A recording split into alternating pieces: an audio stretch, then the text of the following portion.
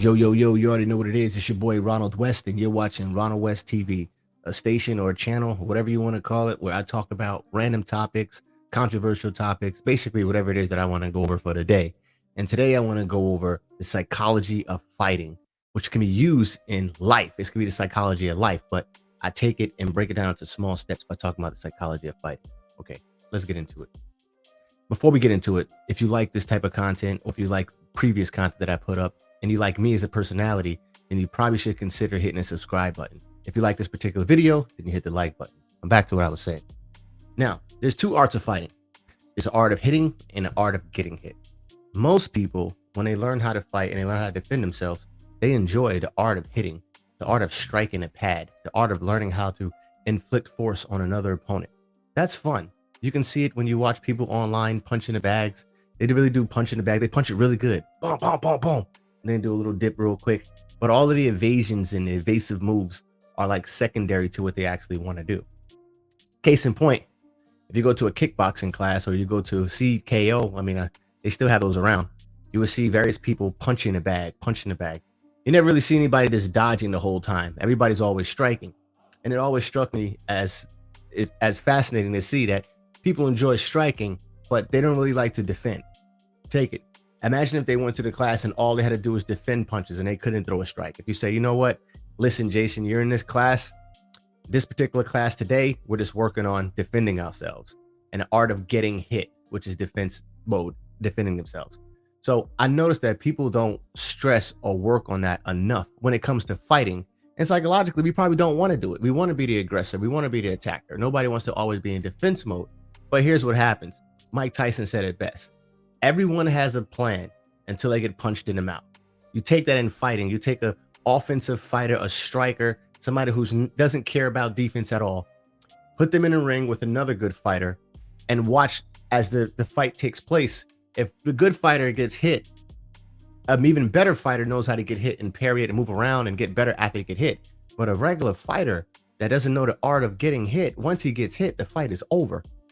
And that's just the fighting aspect. We don't gonna fight all day long. We're not animals, right? We're human. We know how to think.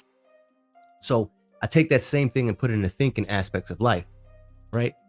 A lot of times people are on offense. So in my particular situation right now, for the past couple of months, I've had a lot of cases that I've lost. I've been people trying to sue me, inspectors coming after me. So I'm pretty much been on defense mode. But the deal is I know the art of getting hit. And this, as a fighter, I use the same fighting philosophy that I use for life philosophy. All right. So as a fighter, I'm the type of person, right? I can take a hit. You can hit me all day long. And I used to like to do this against fighters who were probably a little bit more skilled. A little bit more skilled, but I knew that they're going to underestimate me by me taking and parrying their moves. Because I always knew one thing. I'm going to parry your move and parry your move until I catch you with one good blow that you're not ready for. So after doing this type of stuff, I've done that before in fighting atmospheres, professional and organized, let's just say that. And it worked for me. It's the same thing that kind of like Israel Adesanya did in his last fight when he was fighting Alex Pereira. He acted as if he was kind of like parrying a lot of his techniques. And then that's when Alex got aggressive, thinking that Israel was just defending himself. And then boom, Israel clocked him and knocked him out. And that's the same thing I want to take with life, right? Oh my goodness! Alex Pereira did not respect the power coming back in his way, and he paid for it.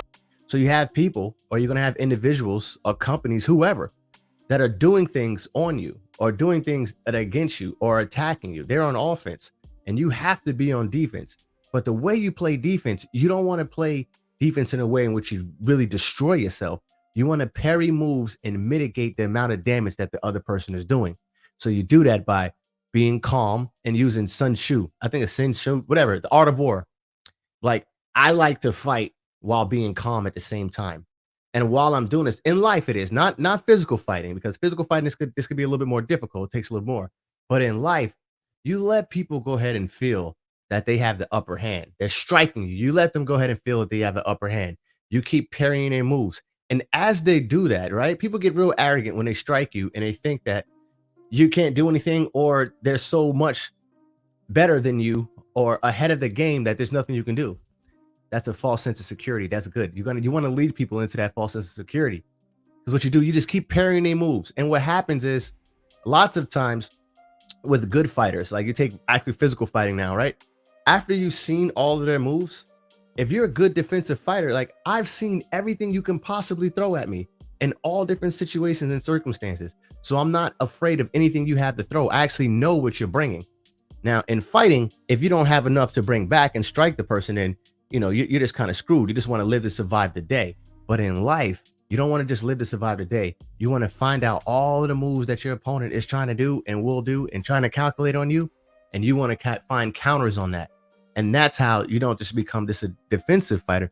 You become a good counter fighter. And that's what I like to do. I like to be a counter fighter. I like to take your aggression and use your aggression against you. Use your force against you. And that's the best way for me to fight. It's almost like wrestling. You take somebody that's being aggressive and use their own strength against them. And it feels good. And in the art of war, they basically talking about fighting without fighting. That's basically what you're doing. Because you take the animal kingdom, right? Animals know it best.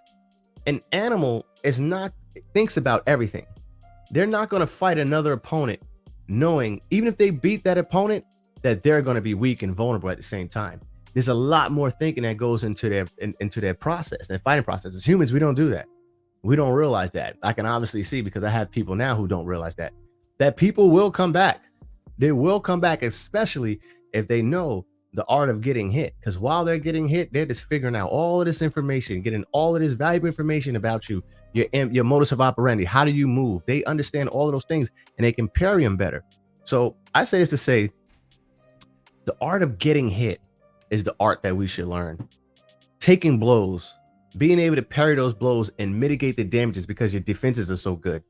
And wait a while, wait for the offense to come, because the offense is going to present itself if you defend yourself really good. Like, it's just weird. Like, I'm in a situation now where now I can play offense against people and individuals who were playing offense against me and had to defend from inspectors, from being sued, all types of things like that. And I know I was the right person. I'm a righteous person. I'm right. I didn't do anything wrong.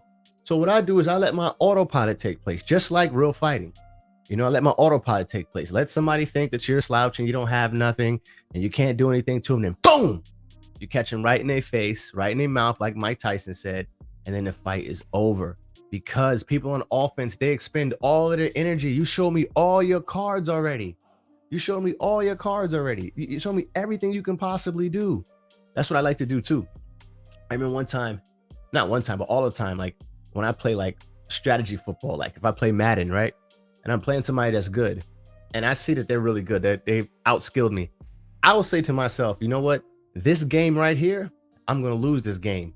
I'm going to make it seem like I'm trying my hardest and throwing my best at him, but I'm going to lose this game. And what I'm going to do in this game, I'm going to call the same defense all the time just to see my opponent's MO, to see exactly what you're going to do when I do it, when I call this defense. So now I know exactly what they're going to do and I can calculate from that the next time. I don't want to win. I don't got to win the first time. It's almost like, what do they call pool sharks? Like a pool shark will act like he doesn't know how to play pool for a while. And then when the real money comes, that's when he's going to beat you and you're going to leave you broke and you leave like, oh, damn. And that's to me like the psychology of fighting, psychology of life. You got to outsmart people because naturally people want to be the aggressor. They want to control the situation. So you go ahead and let them have all the control or seemingly have the control, while all the while you're calculating your moves that you're going to do that's going to mitigate all of the BS and the attacks that they try to throw at you. And when you move like that, to be honest with you, you actually become the attacker, because people understand and going to start to know, like, this person is calculated, is pragmatic. And that's the way I like to move. So the psychology of fighting, I use that for the psychology of life. And it works for me because now everything is starting to come back in my favor. And I'm not even trying to play offense. I'm not even trying to beat you. It's just so easy to beat you because you laid out the groundwork for me. You were so aggressive in your offensive attack. You left yourself open to be studied.